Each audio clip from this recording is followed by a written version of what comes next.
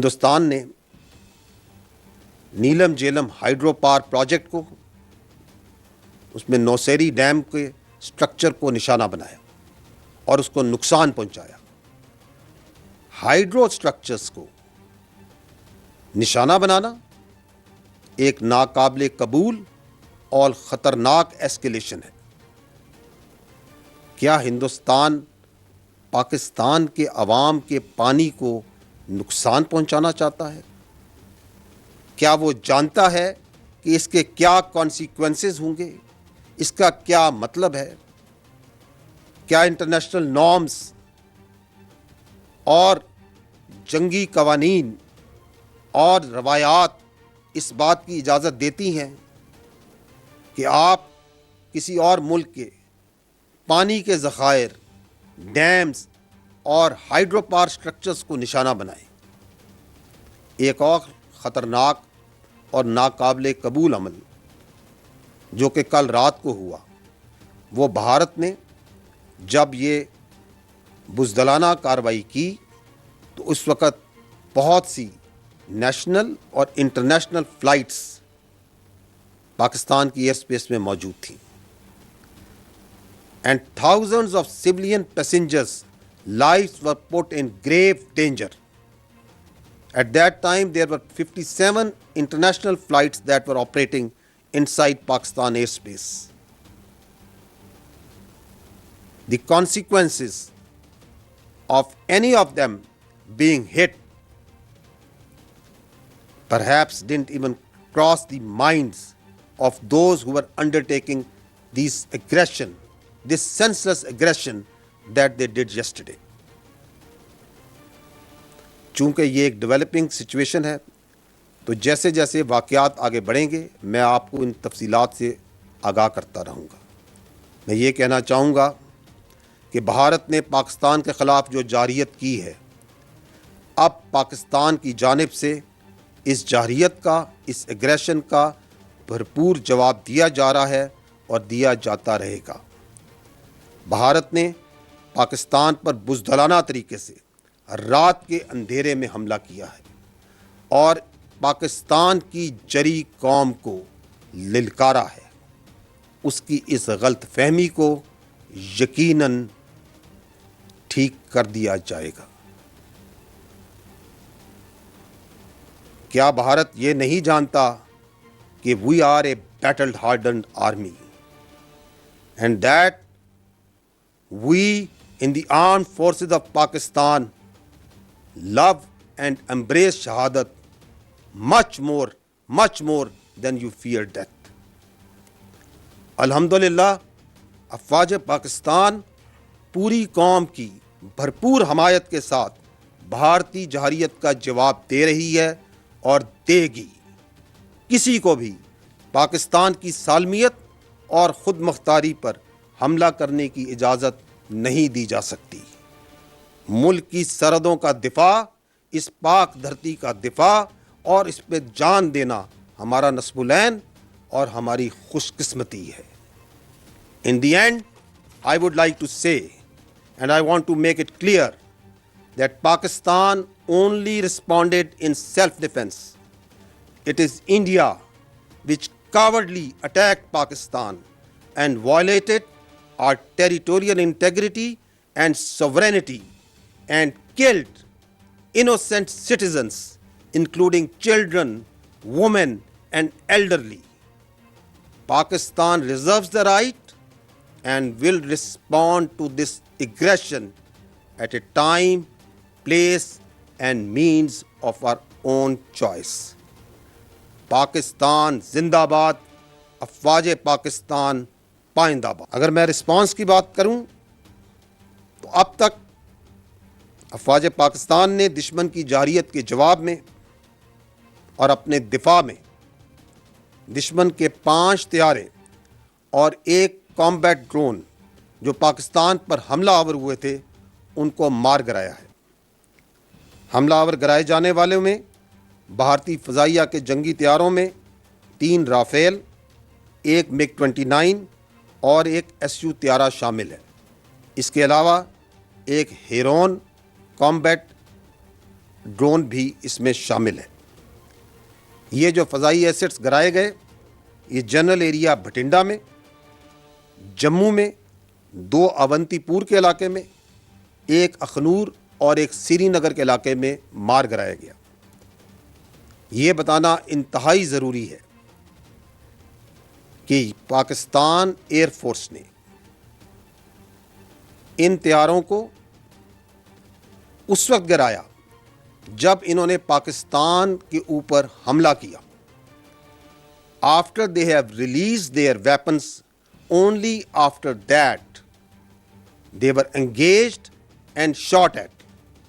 Once they have taken on the unprovoked, uncalled for aggression against the state, the territorial integrity and the innocent people of Pakistan by firing at them through standoff weapons, only after that Pakistan Air Force and these armed forces engaged them and took them down. It should also be noted that the Pakistan armed forces could have shot even more than 10 of their aircraft, but we exercised restraint, and at no time any of their aircraft was allowed to enter into Pakistan's airspace, and also at no time none of Pakistan aircraft went into Indian airspace.